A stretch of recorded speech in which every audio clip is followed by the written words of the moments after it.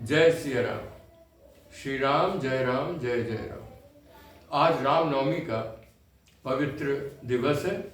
भगवान राम का आज अवतरण दिवस है और सबसे बड़ी प्रसन्नता की बात यह है कि 500 वर्षों के लंबे संघर्ष के बाद, लंबे जन संघर्ष के बाद आज वे अपने जन्म स्थान अयोध्या में अपने उसी स्थान पर पुनर्बाल रूप में स्थापित हुए हैं जहां उन्होंने जन्म लिया। भगवान राम हमारे भारतीय समाज के आदर्श हैं, वो हमारे समाज के रोल मॉडल हैं।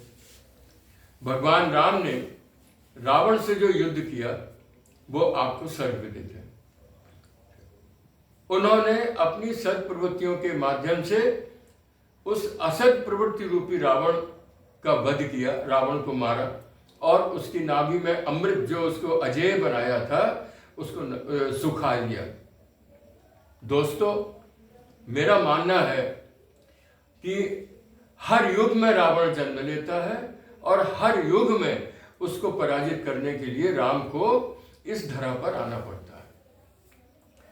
21वीं शताब्दी के अपने देश में, भारत भूमि पर 21वीं शताब्दी के प्रारंभिक वर्षों पर यदि हम दृष्टि डालें तो हमको लगता है कि कुछ सभी जगह अराजकता, भ्रष्टाचार, अनैतिकता, आतंकवाद आदि आदि आदि दुष्प्रवृत्तियां सर उठाए हुए थी। ये दुष्प्रवृत्ति रूपी रावण इन 21वीं शताब्दी के प्रारंभ में लगता है फिर से जन्म ले लिया था और इसको मारने के लिए जो है भगवान राम को फिर से मैं मानता हूं कि वो फिर से अवतरित हुए और एक पिछले एक दशक का अगर हम लंबा संघर्ष देखें तो हमको लगता है इस लंबे संघर्ष के बाद उन्होंने इन आसुरी प्रवृत्तियों पर बहुत कुछ लगाम लगा दिया। इन्हीं भावों को मैंने एक छोटी सी रचना के माध्यम से शब्दबद्ध किया है। ये कविता आपके बीच में प्रस्तुत है। शीर्षक है राम के छोड़े हुए वे तीर। इसमें तब और अब यानी संघर्ष काल को दिखाया है और अब के विजय काल की उपलब्धियों को दिखाया है। तो प्रस्तुत है ये रचना कि व्यर्थ होते दिख रहे थे राम के छोड़े हुए वे तीर। तब व्यर्थ होते दिख रहे थे राम के छोड़े हुए वे तीर। क्यों? क्योंकि दानवराज की नाभि का अमृत सूखने को ही नहीं था। क्योंकि दानवराज की नाभि का अमृत सूखने को ही नहीं था। राम की ही भूमि पर तब जन्म लेते नित्य रावण। राम की ही भूमि पर तब जन्म लेते नित्य रावण। आग, हिंसा, द्रोह कर हमको डराते। राम के आवास उन पूजा घरों में घुसते थे निर्भीक होकर। खून की धारें बहाते कर रहे थे भ्रष्ट सब गुरु ग्रंथ, वेद, पुराण और कुरान हमारे। व्यर्थ होते दिख रहे थे राम के छोड़े हुए वे तीर। क्योंकि दानवराज की नाभि का अमृत सूखने को ही नहीं था। शत्रु का कोई विभीषण रामदल में तब नहीं आया।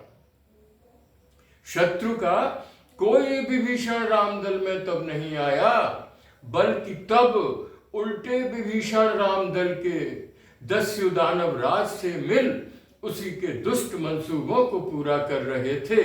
व्यर्थ होते दिख रहे थे राम के छुड़े हुए वे तीर।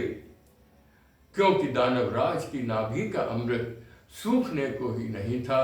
क्योंकि दानवराज की नाभि का अमृत सूखने को ही नहीं था। राम सहयोगी तुम्हारे कर्मचारी। राम सहकर्मी सहयोगी तुम्हारे कर्मचारी। तब खो चुके थे नीति धर्म विवेक सारा। राष्ट्रहित रोया थका सा सो गया था। राष्ट्रहित रोया थका सा सो गया था। स्वहित भ्रष्टाचार का था बोलबाला।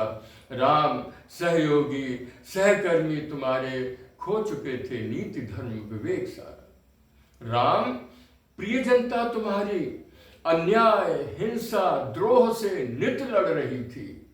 राम, तब प्रिय जनता तुम्हारी अन्याय, हिंसा, द्रोह से नित लड़ रही थी।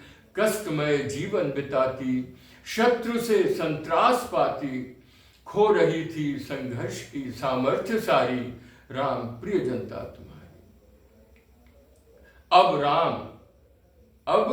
राम तुमने फिर प्रजाजन और कर्मियों में, अब राम आकर तुमने फिर अपने प्रजाजन और कर्मियों में नीति, धर्म, विवेक, साहस को जगाया। प्रेरणा सद्वृत्तियों, सद आचरण की दे उन्हें, उनके मनोबल को बढ़ाया। भर उठी है फिर तुम्हारे तरकशों में, अब भर उठी है फिर तुम्हारे तरकशों में। खोई हुई जनशक्ति, जन सामर्थ्य सारी, तीर फिर पैने प्रलयकारी हुए हैं। अब तीर फिर पैने प्रलयकारी हुए हैं। वेदते हैं शत्रु का अजस्र अमृत स्रोत सारा।